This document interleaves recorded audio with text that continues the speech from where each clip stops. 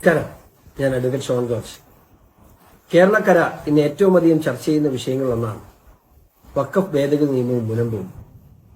ഇതില് സമൂഹത്തിൽ ഇന്ന് അതിന്റെ സത്യാവസ്ഥയും വളരെയേറെ നുണകളും കുപ്രചരണങ്ങളും ഒക്കെ ഇന്ന് ഈ സമൂഹത്തിൽ നടന്നുകൊണ്ടിരിക്കുകയാണ്. ഇതിന്റെ സത്യാവസ്ഥയെക്കുറിച്ച് വിശദീകരിക്കേണ്ട ബാധ്യത ഉള്ളൊരു വ്യക്തി എന്ന നിലയിലാണ് ഇന്ന് ഞാൻ നിങ്ങളുടെ മുമ്പിൽ വന്നിട്ടുള്ളത്. എന്താണ് മുനമ്പം? എന്താണ് മുനമ്പത്തിന്റെ ചരിത്രം? ഇത് വിശദീകരിക്കാതെ പോകാൻ കഴിയില്ല. മുനമ്പത്തിന് വേണ്ടി ആരൊക്കെ എന്തൊക്കെ ചെയ്തു, എന്തൊക്കെ ഇനി ചെയ്യാൻ കഴിയും, എന്താണ് അതിന്റെ നിയമപരമായ അവസ്ഥ, ഇതെല്ലാം ഇവിടെ ചർച്ച ചെയ്യപ്പെടുന്നുണ്ട്. അതുകൊണ്ട് തന്നെ മുനമ്പത്തിന്റെ ചരിത്രം ഒന്ന് വിവരിക്കുകയാണ്. 1902 സത്താർ സേട്ടിന് കൃഷി ആവശ്യത്തിനായിട്ട് ഈ വസ്തു തിരുവിതാംകൂർ രാജകുടുംബം പാട്ടത്തിന് നൽകിയതാണ്.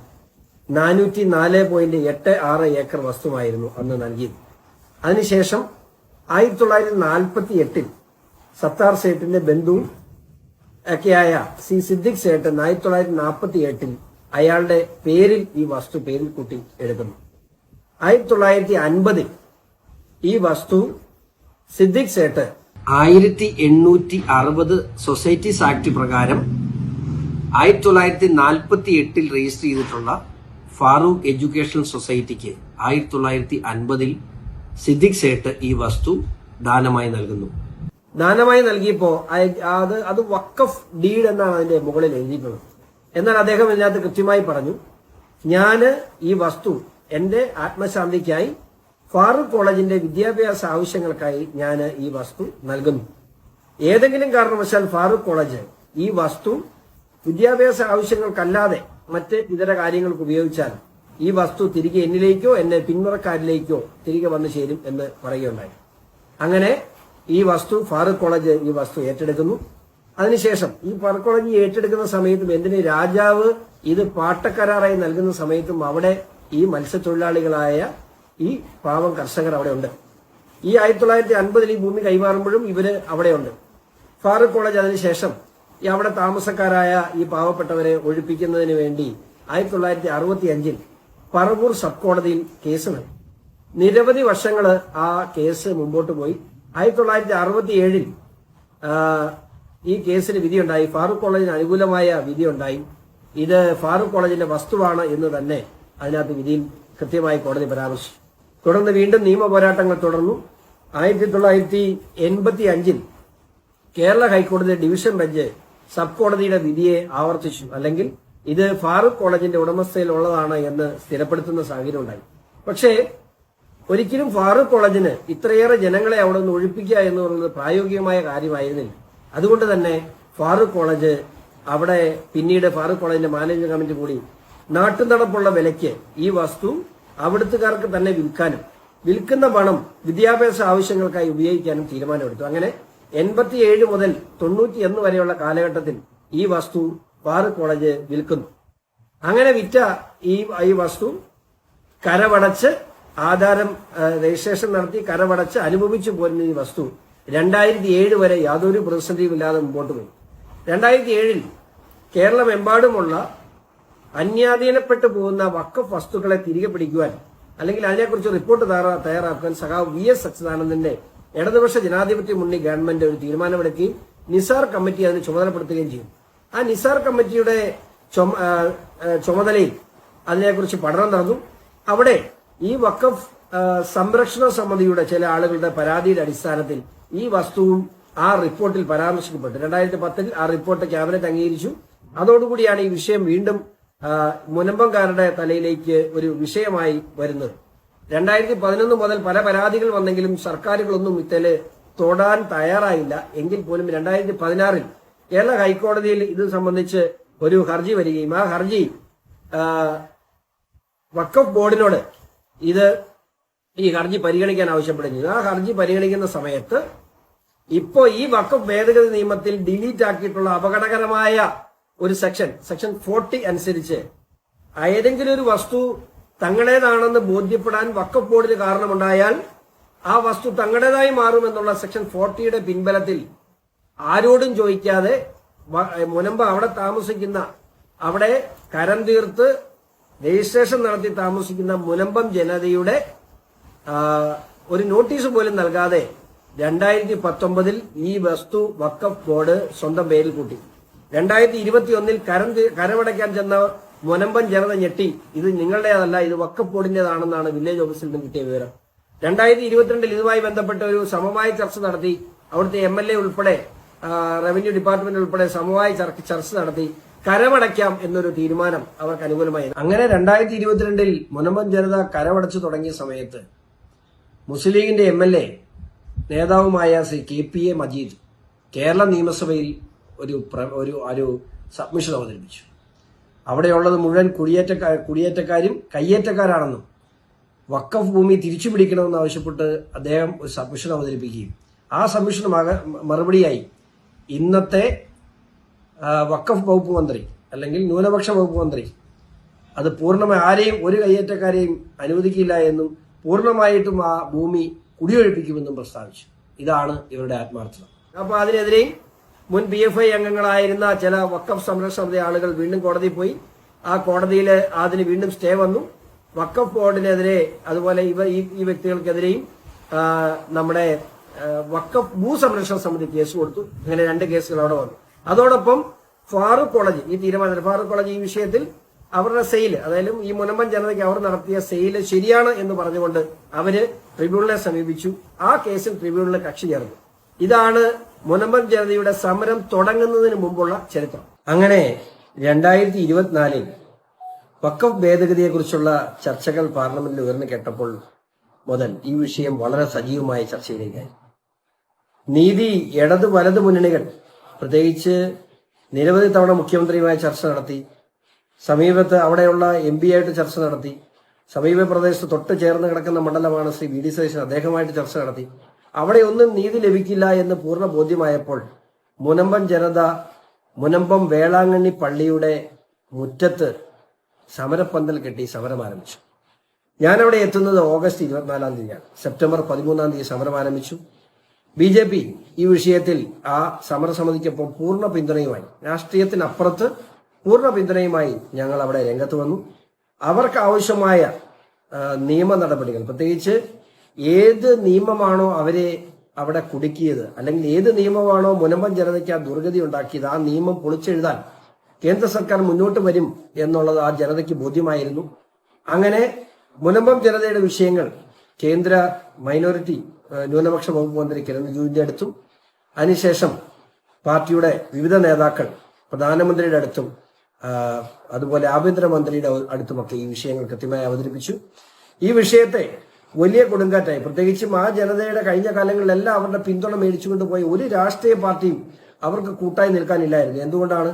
ഇവിടെ എത്ര ദോഷകരമായ വകുപ്പാണെങ്കിൽ പോലും ആ വകുപ്പുകൾക്കെതിരെ ഇന്ന വകുപ്പ് മോശമാണെന്ന് പറയാൻ പോലും ഭയമുള്ള ഇടത് വലത് മുന്നണി നേതാക്കൾ ഈ ആക്ട് എന്താണെന്ന് തുറന്നു പോലും നോക്കാതെ കേരള നിയമസഭയിൽ, എനിക്ക് തോന്നുന്നു ഒക്ടോബർ 14 കേരള നിയമസഭയിൽ വഖഫ് ഭേദഗതി നിയമത്തിനെതിരെ ഐക്യകണ്ഠേന ഇടതുപക്ഷവും വലതുപക്ഷവും കേരള കോൺഗ്രസും CPM-ഉം CPI-യും മുസ്ലിം ലീഗും ഉൾപ്പെടെ ഒരുമിച്ച് ഇന്ത്യ മുന്നണി പ്രമേയം പാസാക്കി. ഇവിടെ ഇന്ത്യ മുന്നണി ആദ്യമായി വന്ന ഒരു പ്രമേയമാണെന്ന് വേണമെങ്കിൽ പറയാം. അങ്ങനെ പ്രമേയം പാസാക്കി. അതോടുകൂടി മുനമ്പം ജനതയ്ക്ക് അവിടെ ഇടത് വലത് മുന്നണികളുള്ള പ്രതീക്ഷ നഷ്ടപ്പെട്ടു. എന്നാൽ അവിടെ നിന്നുകൊണ്ട് എന്തൊക്കെ ചെയ്യാൻ കഴിയുമോ അതെല്ലാം മുനമ്പൻ ജനതയ്ക്ക് വേണ്ടി ചെയ്തു കൊടുത്തുകൊണ്ട് BJP ഞങ്ങളെല്ലാം അവർക്കൊപ്പം ഉണ്ടായിരുന്നു. അവിടെ ഒരു രാഷ്ട്രീയവും ഞങ്ങൾ പറഞ്ഞില്ല. പക്ഷേ ഇവിടെ ഇടത് വലത് മുന്നണികൾ നടത്തുന്ന പ്രീണന രാഷ്ട്രീയത്തെ കൃത്യമായി തുറന്നു കാണിക്കുവാൻ BJPക്ക് മുനമ്പം വിഷയം കാരണമായി എന്നുള്ളത് യാഥാർത്ഥ്യമാണ്.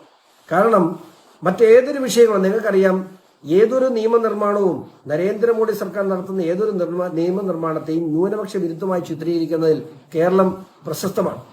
ഒരുപക്ഷെ ഞാൻ പോലും, ഞങ്ങളൊക്കെ അതിൽ പെട്ടുപോയിട്ടുള്ളവരാണ്. നമുക്കറിയാം, പൗരത്വ ഭേദഗതി നിയമം വന്നപ്പോൾ മുതൽ ഈ രാജ്യത്ത് ന്യൂനപക്ഷങ്ങൾക്ക് നേരെയുള്ള കടന്നുകയറ്റമായി ചിത്രീകരിച്ചു. ആ പൗരത്വ നിയമം വന്നിട്ട് എത്ര കാലമായി?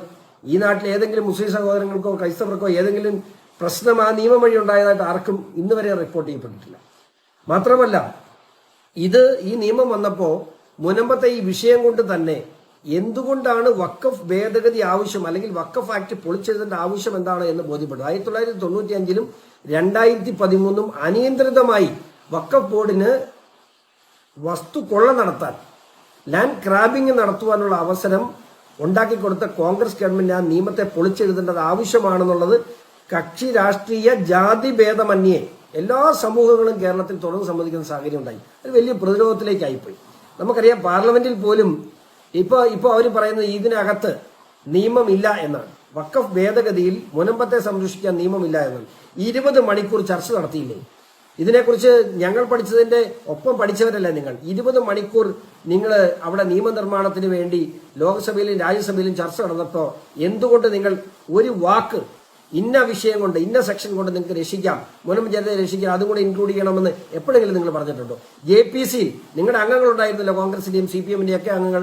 ആ JPC-യിൽ ഏതെങ്കിലും കാലഘട്ടത്തിൽ മുനമ്പം ജനതയ്ക്ക് വേണ്ടി ഒരു പ്രപ്പോസൽ നിങ്ങൾ വെച്ചിട്ടുണ്ടോ? ഞങ്ങൾ വെച്ചിട്ടുണ്ട്.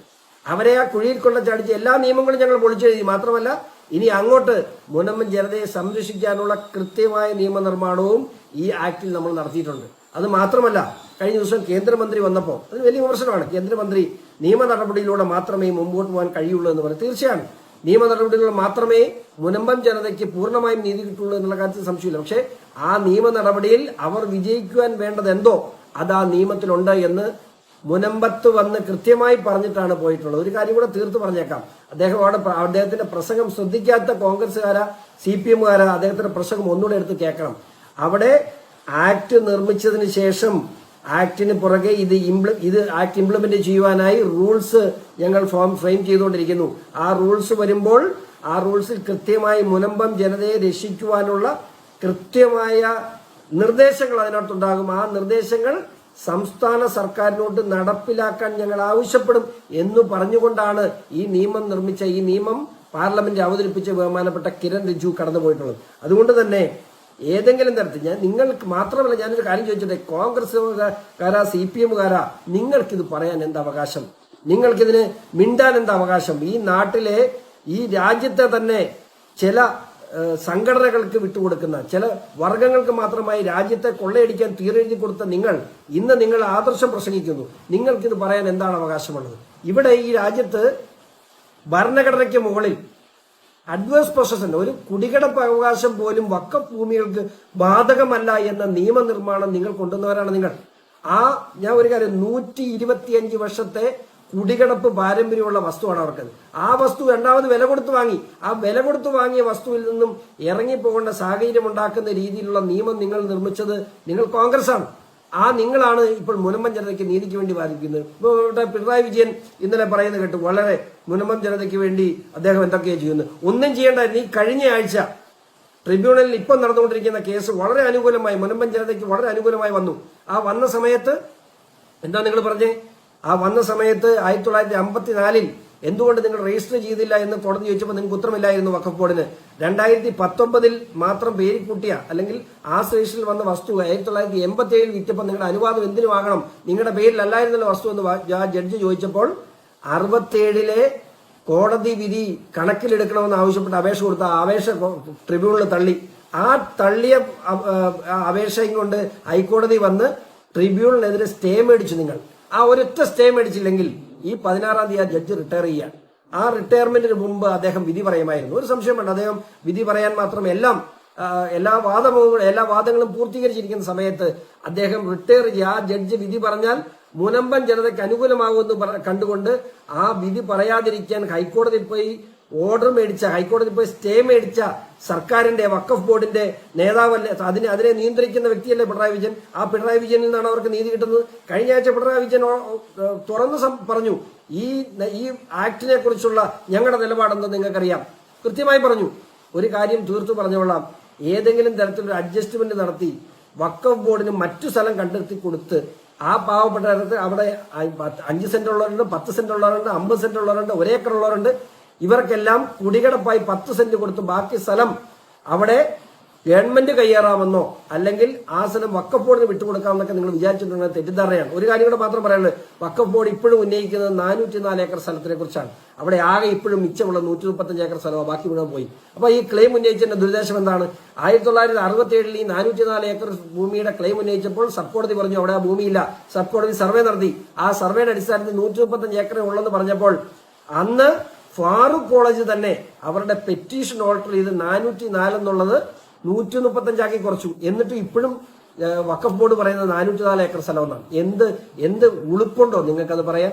വഖഫ് ബോർഡിന് അപ്പൊ ദുരുദ്ദേശം എന്താണ്? ഇതിന് പകരമായി ഭൂമി മറ്റെവിടെയെങ്കിലും വഖഫ് ബോർഡിന് ഇനിയും കൊള്ളയടിക്കണം. ഇനി ഒരു കാര്യം തീർത്ത് പറയാം, ഇന്നലെ ബഹുമാനപ്പെട്ട കേന്ദ്രമന്ത്രി അവിടെ വന്ന് പ്രസംഗിച്ചൊരു കാര്യം, ഇനി ഒരു മുനമ്പം ഈ രാജ്യത്തുണ്ടാകാൻ BJP അനുവദിക്കില്ല. മാത്രമല്ല ഏതറ്റം വരെ മുനമ്പം ജനതയ്ക്ക് വേണ്ടിയുള്ള നിയമനിർമ്മാണം നടന്നു കഴിഞ്ഞു. ആ നിയമനിർമ്മാണത്തിന്റെ ഭാഗമായുള്ള റൂൾസ് ഏതാനും ദിവസങ്ങൾക്കുള്ളിൽ തന്നെ പുറത്തു വരും. അപ്പോൾ നിങ്ങൾ ഇപ്പൊ പറഞ്ഞതൊക്കെ എന്താണെന്നുള്ളത് പൊതുസമൂഹത്തിന് മനസ്സിലാകും. അവിടെ മുനമ്പൻ ജനതയെ രക്ഷിക്കുക എന്നുള്ളത് BJPയുടെ ദൗത്യമാണ്, BJPയുടെ കടമയാണ്.